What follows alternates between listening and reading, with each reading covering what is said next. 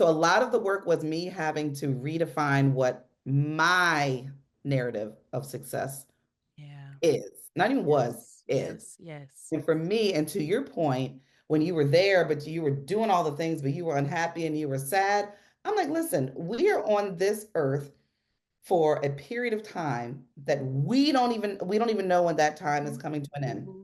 Yep. So the only thing I can choose is how I choose to live my day.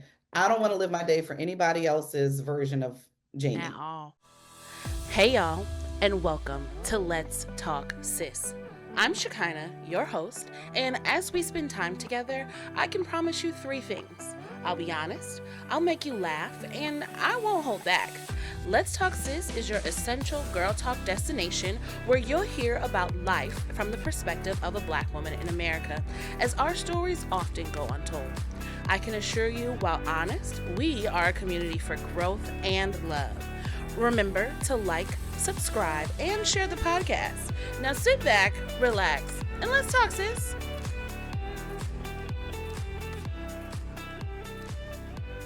Hello, hello, beautiful people. Welcome back. It is time for another episode of Let's Talk Sis.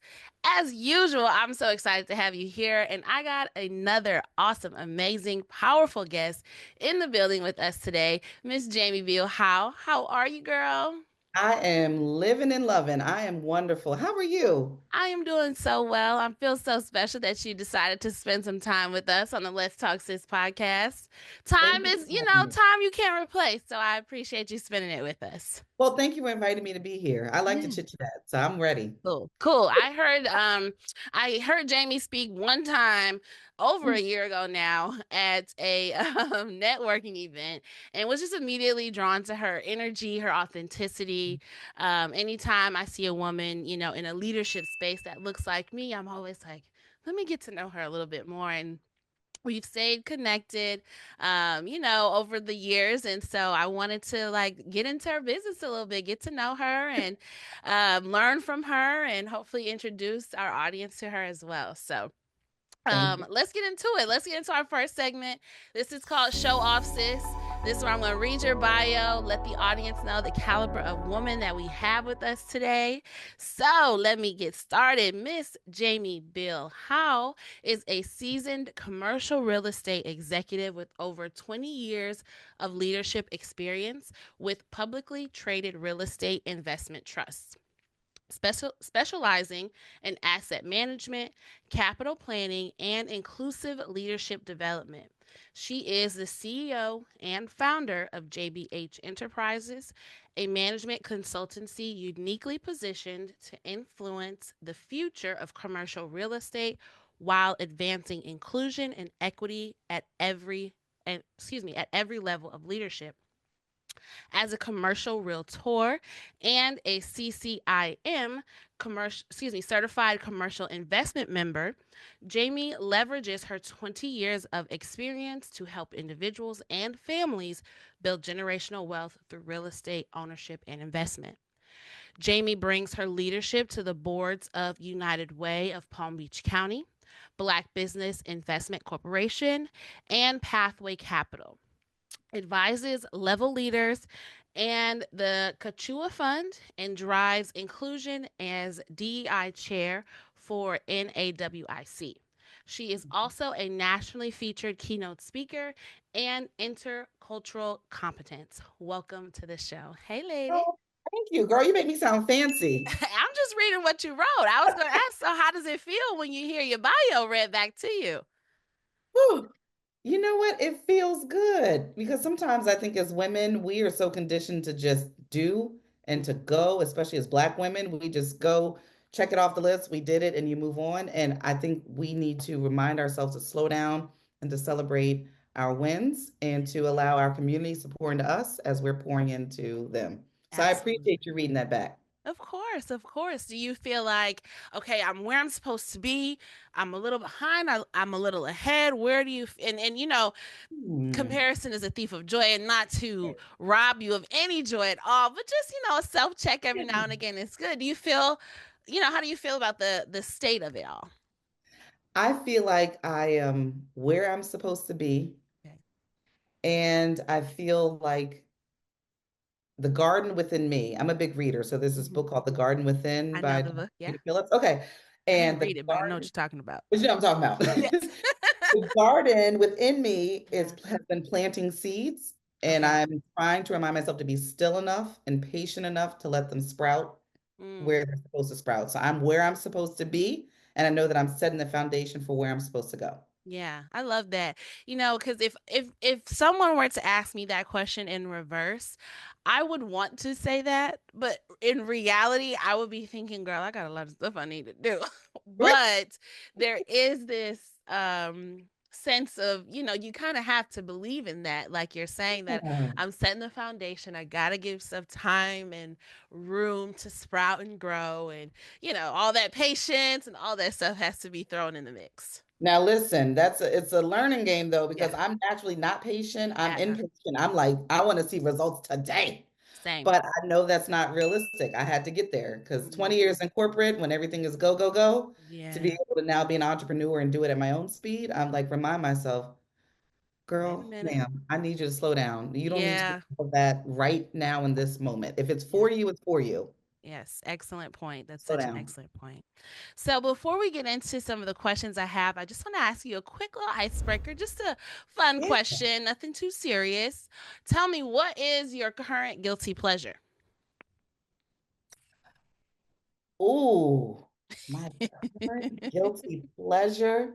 Is it food? Is it activity? Is it a place? Oh, you know what? I used to really be into the Housewives. That was my Mm, guilty pleasure. But I haven't been into them like I used to, for they're whatever reason. different. It's different. Hmm. Um, I've been binge watching Abbott Elementary. I don't think it's a guilty pleasure because I think the show is Yeah. hilarious. I don't Yes. feel guilty watching it. Let Yeah. me see what guilty pleasure. I don't I feel love guilty Abbott. about it either. I drink red wine. I love red wine. It's not my guilty pleasure. It's just it's my pleasure. She said, "Y'all not gonna make me feel guilty today, okay?" No, no, I don't ma'am. blame you. I do not blame you at all. I love both of those things, so you Okay, good. You good. that's all I got. Okay, cool. So, Jamie, my first question for you Yeah. is: have you ever? You mentioned a career in corporate. You're now an entrepreneur, so I guess I kind of know the answer. But have you ever gone through like a rebrand of who you are to your audience? And if so, can you tell me a little bit about that space and place and what that was like for you? Ooh, yes, I can. So 20 years, like I said, in commercial real estate, but publicly traded. So the big billion-dollar firms and all of that stuff. That's what I knew. I'm from the DC, Maryland, Virginia area. So my career started in the DMV Yeah. before I moved to Florida in 2013. Okay. Um, so a large part of my identity was my title and my career. Mm, So that's what kind of shaped the way that I moved through the world initially. mhm, So I was known as like the REIT person, the corporate chick. When I got worn out, I will say, when I started becoming more aware of how egregiously underpaid I was compared to my white male peers, when all of those things started happening, then I said, I'm going to pause on this corporate stuff. And that's when I pivoted into my entrepreneurship journey mhm, because I said, I can bet on me. I'm going to bet on me. If I fail miserably, I can always go back to corporate, but I'm ready to branch out and to use my God-given talents for things other than just making the billionaires more billions. So I had to rebrand the first time from corporate chick to entrepreneur chick. And mm, it was a big learning curve because all I knew mhm, was the world. I had a life coach, Obenua and Panza. We grew up together and she was living in South Africa at the time. And I was following her on Instagram. And I was like, I feel like I need a life coach. I need someone to coach me through this next phase of life yeah, because I felt lost because my corporate job was such a big part of my that's who you identity. are. Mhm, Yeah. And it was Obenawa who said to me, Jamie, you have to mourn the loss of the mhm, person that you thought you were supposed to be in yeah, order to shed that so that you can become yeah, mhm, this new version of you. So that was my first rebranding. I had to shed all that corporate trauma, get rid of all that, and then re-identify as Jamie. mhm, And that was a rebranding. mhm, And then I did it again after my breast cancer journey in 2023. I okay, kind of shut down my business for a little bit so I could focus on healing and health and yeah, restoring. And when I started back up, I'm like, okay, well, JBH shut down for a little bit. So now I got to get that back yeah, going. So I had to rebrand that. and then reintroduce the real estate back in as another layer of my business. So long-winded way of saying I've had to rebrand several times, Yeah. but the common thread between all of those rebrandings is leaning into my community and finding support and Mhm. people that I could talk to openly about the struggles of having to rebrand and to start over or to shut down and revamp. Yeah. But yeah. I wanna get into that last little piece of it because you mentioned, the first time you had to like mourn this loss Mm, and shed that old identity. And that's something that a lot of times I don't hear many of us really talk about, mm, because it really is a real process. I realized I kind of went through something like that after it happened. I was in my current career, but I just was sad. I was really sad. I felt like mm, the job didn't change, the people didn't I'm like, but this just is not it. I'm not feeling aligned and congruent with this space that I'm in, and I feel this like call to something else, something bigger, something different. But to do that, I have to change everything. And it's like, well, I don't want to do that because that's hard. Change is hard. It's uncomfortable. It's yeah. different. It calls you higher, right? You have to be Come on. accountable to yourself because I can't just, when I see opportunities now, I can't just let them pass. Oh, well, I'll get to it. You have to now be accountable to, dang, I know better. And for example, me working out lately, I've been wearing my Apple Watch, and it's like now these rings are literally on my wrist. I can't not close my ring today because I know better. I want to be better in the version of me that I am. She works out, she gets it in, she's in the gym, Come and on. that's hard. I was not that girl before, Yeah. and it's sad because that girl was fun and carefree, and she had so many experiences and we went through so many things together, but that's just not who I am anymore. So tell me a Mm. little bit more about that, and maybe some of the conversations you had with yourself or these peer groups that helped you really kind of move through that space. Mm. I would say I do a lot of reading and Okay. I cheat when I read, just to be clear. I do audiobooks, so I'm not sitting Yes. there thumbing through books. Yes. Okay. But it still counts. So I It do a lot count. of Mm-hmm. reading, reading and listening. Um, but a lot about redefining what my narrative of success looked like. Mm-hmm. Because I still had that old narrative of success. You get your corporate job, you Mm-hmm. climb the corporate ladder. When you get up there, you stay for 30 years. You don't want to be a job hopper. I love my Think parents, about but it. they were old school and that was their belief. So that's what I believe to be true as My well. dad still got the same job. See? Yes, right? Yes. Because they were Yes. taught like you don't job hop. I'm Mm-hmm. using air quotes. You don't Yep. job hop. You stay there and you go. So a lot of the work was me having to redefine what my narrative of success Yeah.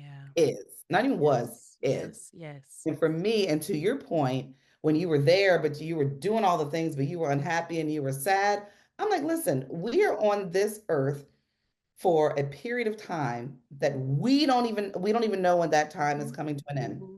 Yep. So the only thing I can choose is how I choose to live my day. I don't want to live my day for anybody else's version of At Jamie. all. Mm-hmm. So I leaned a lot on my best friends who know me really well. And I'm like, listen, what do you think my strengths are? What do you think I'm really good at? What do you think I need to improve? What areas do you see I need to develop in? I'm sure there are a couple of those too. Mm-hmm. And that helped me redefine Jamie. I asked my Mm-hmm. husband a lot of stuff. What do you think? You think I'm crazy for trying to leave this corporate gig and go solo? He was like, no, because I see the way Yeah. you aren't the same, like you said, same bubbly, happy Jamie. I started off that way because that's what I thought I was supposed to be.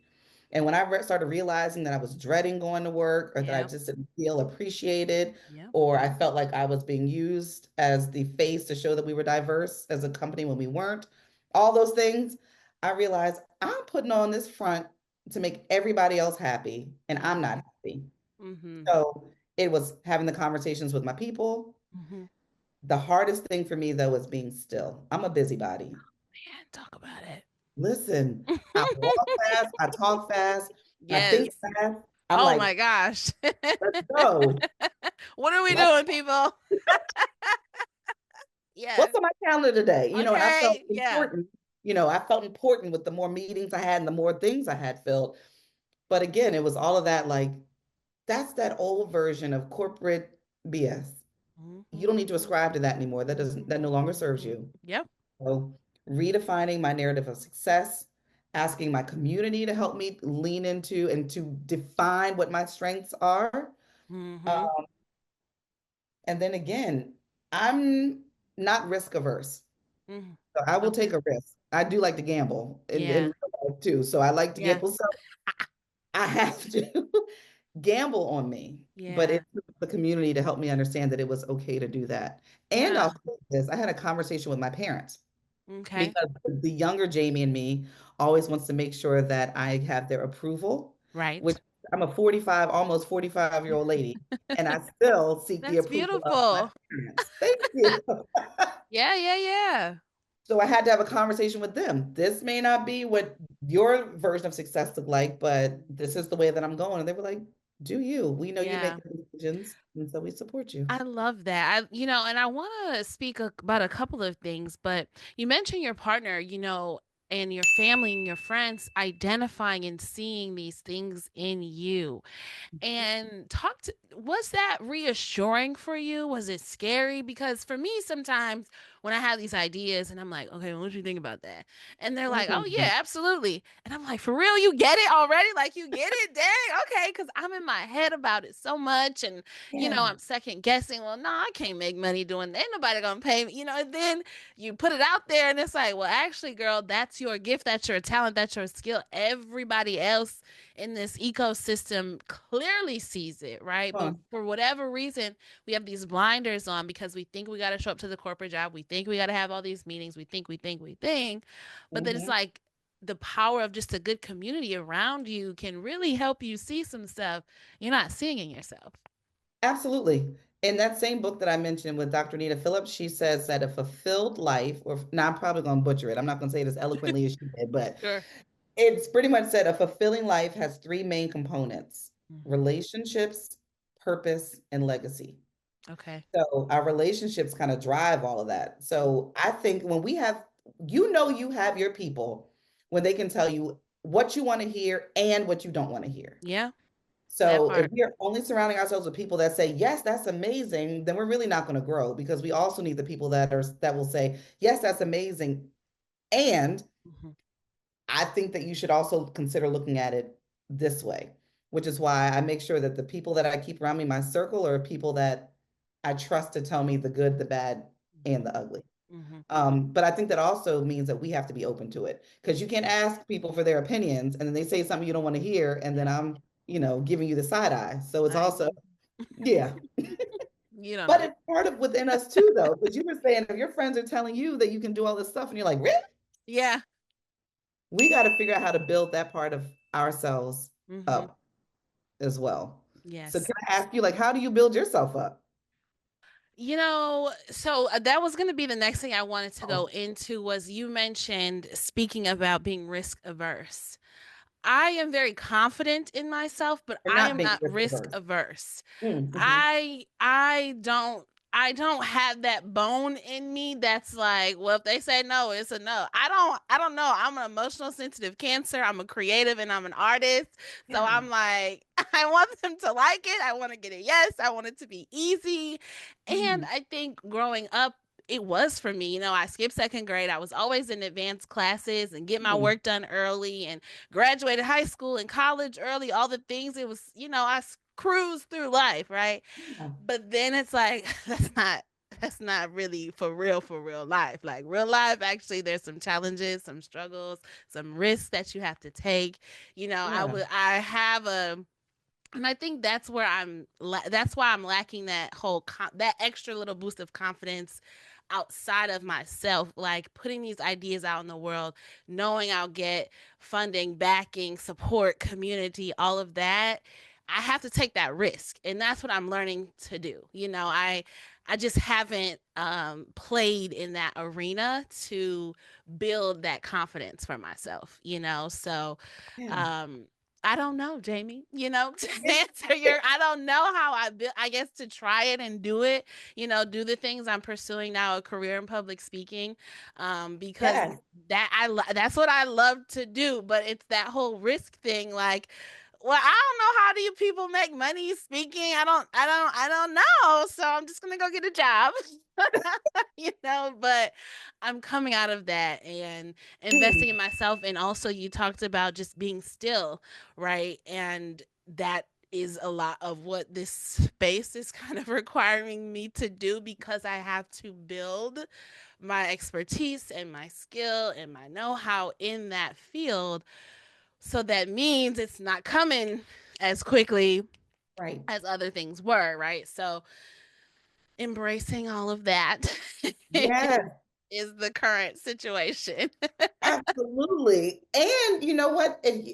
I believe firmly if you put it out there, Mm-hmm. and again, you have the right people around you, people are going to say, well, if you want to be a public speaker, I have these four Yes. people that I can connect you with. Or All there's a right. speakers bureau and they will pay you. So I let me record you with your demo. I know it's not called a demo, but your little, video of you speaking. And then I'll do that for you. And then let's send it. So your village, your people, once you put it out there, I think a lot of times we're so scared to put it out there because number one, once we put it out there, then you got to own it. Talk about it, Jamie. But when you own it and you put it out there, what's it like? Closed Closed mouth mouths don't don't get get fed. fed, and Mm-hmm. scared money don't make money. So Uh-huh. when you put it out there, it's not minimizing the fear behind it because that is a real emotion. Yes, girl. But it's also like, but there's also fear in me spending years doing something that I don't want to do and not Yep. maximizing my God-given talent. So which fear Correct. Which one is is do you want to lean into?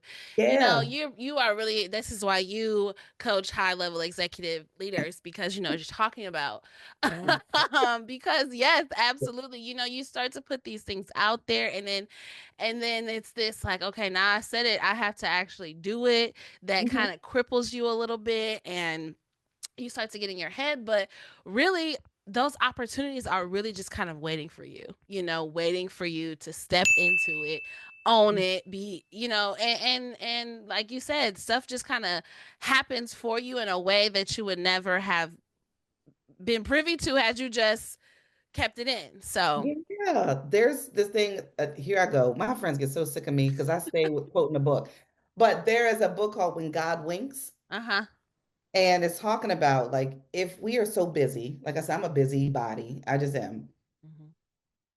If I'm asking and I'm praying about like, what's my next step? What should I do? I'm asking the questions, but then I'm not sitting my hind parts still long enough to hear the answers or to see all Yeah. of these God winks. It's like these winks, these Mm-hmm. taps on the shoulder, like, girl, you're going in the right direction. Keep going, keep Mm-hmm. going. Or, ma'am, you don't want to go down that road. Turn around. I Yes. need you to go back this way. Yes. But there are winks and signs throughout the day that are telling us whether or not we're moving in the right direction. But when we don't sit still long enough to recognize those signs or to listen to those messages, then we're doing ourselves a disservice. So, Yeah. as a busybody, I'm really working on at least carving out some time every day to be still. Yeah. I ask the question, who am I? What am I supposed to be doing? What should I do today? How do I get out of my own head? What relationship should I be leaning more into? What relationship should I start letting go? And then just sit in it. Mm-hmm. Because I can't ask the question and then be too doggone busy to listen to the answer. Yeah. And that is hard. And that's what Very. I'm continuing to work on, even with my therapist, who is a Black woman and she is dynamic. Congratulations for you Thank you. doing the work. Yes. Yes, We love a queen doing the work around here. I'm not shy about it. It took me a while to Yeah. figure out that there's nothing wrong with having someone that is neutral that I can just Hmm. freestyle with, lay it out there, and that comes from a place of love and not judgment and frees up brain space for me to be creative and not to Hmm. have my anxious brain get in the way. So when you're being still, right?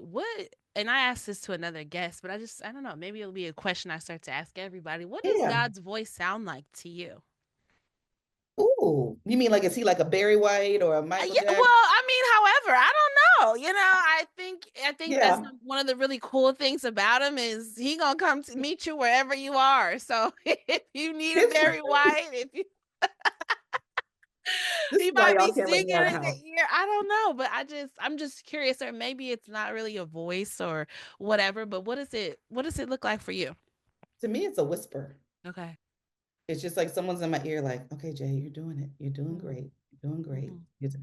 Because, and maybe this is me talking through my God lens. I don't know what it is, but it's a very calming whisper, Mhm. but it's assuring me that I'm doing the right thing. Yeah. My previous guest said similar the same thing, it's not this loud overbearing, it's just kind of this calm, hey, you got it. Yep, that's it. That's what I want. Go here, go there, do that, do this. Yeah. And for me, if it just kind of feels like all of a sudden I know something, all of a sudden this is what I'm supposed to be doing. I'll get a download of Yeah. whatever, and it'll kind of come Yeah. through me or whatever. So I just Yeah. kind of I like to ask that. I love Um that question. Thank you. So you mentioned your parents, were really are currently really a strong, influence on your life. Mm. What are, some things that you've taken from them and culturally and how you were raised and you're still kind of continuing to implement, and maybe some things we had to kind of unlearn a little bit and mature in the growth process. Oh, I love that question because my the coaching session that I had right before this is I do a lot of work on culture and cultural competence. And Mhm. I always say that culture is not just race and gender. Those are parts of our identity, yes. Mhm. And they can shape some parts of our culture. Mhm. But the deep culture are our values and perceptions and norms, like the things that our social communities have told us are right or wrong, are Mhm. good and bad. Mhm. So within my family culture, I think my parents were really good at family meetings. Oh, So if they encouraged us to communicate. They didn't say sit down and shut up I and love kids that. seen and not heard. Because that's how they were raised. My Mm. parents said they were raised where kids should be seen, not heard. You're not Mhm. disrupted. Someone tells you to do something, you say yes and you do it. Period. Period. And they were intentional about saying, for my brother and me, we didn't want to stifle your voices. We wanted to give you guys the space to ask questions. If we didn't like something, we could call a family meeting. Now, my I love mom that. tells me now as an adult, oh, your dad and I knew the answer was going to be no. But You just had to get it out, though. We had to let you get it out. yeah, we didn't Oh, want I you like, love that. so I grew up thinking or feeling comfortable saying, you know what, I understand that this is what you're saying, but let me offer another way. Or I feel like this. Mhm. So now in my family culture with John, and I have a 4, almost 5-year-old, John and I have agreed this is something we would like to implement with LJ. Mhm. Lord knows that boy will argue a point and he is 4. But we let him do that because in John's culture, John's family is Jamaican. When his Mhm. family, they said, we tell you to do something exactly, and you don't ask questions. So that was somewhat new to him, Yeah, but that's something we've adopted. I So like that. that part of my culture and being open and communicative without being shushed, Yes, lean into. love it. The parts of my family culture that I have said, this doesn't serve me anymore, are some of those. I'll give you an example. This is Mhm. real life. This just happened yesterday and today. Okay. My parents' version of home ownership, because I do Okay. do commercial real estate, was you buy your home Mhm. and then you stay in it. Mhm. And then when you pass that real estate over to your kids. And that was their idea of generational wealth. Sure. My version of generational wealth was John and I have this house. We love this house. We poured a lot of blood and sweat and equity into it. Yes. And literally today, we put our house on the market. It went live today. And my Congratulations. like, thank you. And my parents were like, I know you lying. I know you guys are not selling your house. And then what are you doing? And I We're finna said, upgrade. Hello. there's equity in this house. Yes. And we don't use a lot of the house. So we're doing the opposite, but we're going to downsize and then take that equity and purchase investment properties. Period. Period. I That love is that. in their thought. They're like, you buy that house, and I don't know why you would ever think of selling it. You sit in it and then you pass it along to that kid. Mhm. Those parts of the mindset of this is the way that you should do things more traditionally, if you will, I'm leaving at the door. And they appreciate it once I explained it, Yeah. but I'm leaving certain thought processes about this is the way that things should be done. Yeah. I'm challenging those and leaving some of those. I love that. I love and congratulations and shout out to you for being enterprising. No, no pun intended. So before Zoom kicks us off, tell me, you mentioned your coaching calls. Tell me Yes. a little bit about what clients could potentially expect, or, kind of some of the things that you get into on these calls, and maybe somebody need to give you a call, Come on. who that might be. Yes. Okay. So there are two tiers. So for my coaching, I administer assessments on intercultural competence. So there's one called the IDI. There's so many acronyms. The Intercultural Development Inventory, but it helps us understand our mindsets, not personality, it's mindsets, and helps us understand our capacity to engage with people who do not share our cultural norms and beliefs and values. And it helps us understand that our cultures shape the way that we move through the world. We have our lens, and it's how do I then create space for someone else's cultural lens to be true as well. Mhm. So I Mhm. work with leaders. Mhm. Everybody takes an individual assessment. The Mhm. cool thing is I can aggregate them anonymously Mhm. and then go to a board and say the collective mindset of your Mhm. organization is here. Mhm. And if you're Mhm. saying you want to be more inclusive, Mhm. saying you want to be Mhm. more equitable, we have some work to do so that the That's really collective cool. mindset of the organization can move at the same pace. Very cool. Very Thank cool. you. And then I coach each one of those people individually on their Okay. individual assessment results so that they can increase their capacity individually. Nice. So Nice. that's one part of my coaching. Thank you. Okay. Other part of my coaching is helping people, primarily women, understand how to invest in commercial real estate. Because of the people that invest in real estate, only 3% in commercial are women. Okay. So, two of my former colleagues and I have put together a program. We launch in the fall. This is my plug. We are taking a cohort of women nationally, it's on Zoom, taking them through a 10-week program on understanding commercial real estate, the different asset classes. There's multifamily, there's seniors housing, there's retail shopping centers, all of that, helping them understand the asset classes, helping them understand lease structures when you have your tenants and your Mhm. buildings and your Mhm. leases, helping them understand how to use equity versus debt. And at Yeah. the end of this 10-week program, our cohort puts our money together and we collectively purchase a piece of commercial real estate as limited partners. Now that's cool. Thank you. So that we can implement. We're telling women build your wealth not just through real estate home ownership. That's one part, yes. Yeah. And they're Yeah. not mutually exclusive. Yeah. You can invest in commercial real estate and it doesn't require hundreds of thousands. You can do it with That is 5,000 really and cool. we're starting smaller.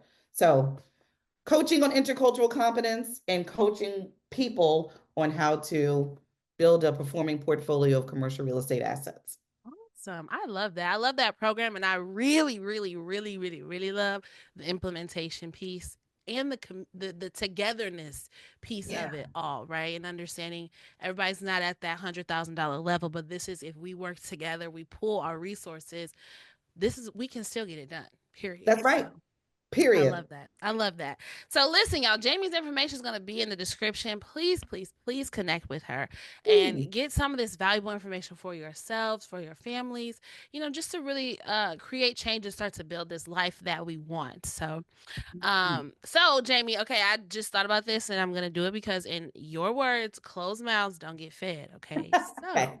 would you be interested in mentoring me? I would hands down be interested in mentoring you. I would love to. You have the best energy. And I picked Oh, up on that from when we met at that first speaking engagement. I remember where you were sitting, even. You were sitting, yay. and you have the best energy. In fact, it's been two because you came to one Yeah. women's session and then you came to another one with United Way, Yes. I believe. Yes. So I would Oh. love to because I love your energy and I love what you represent. Oh, thank you so much. Okay, y'all. Y'all heard it here first. So stay tuned. I'll give y'all more details on how that goes.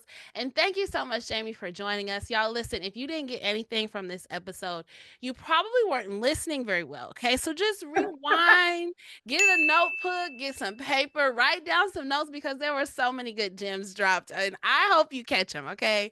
I will You're see so y'all right awesome. back here on another episode of Let's Talk Sis. Thank you. Goodbye.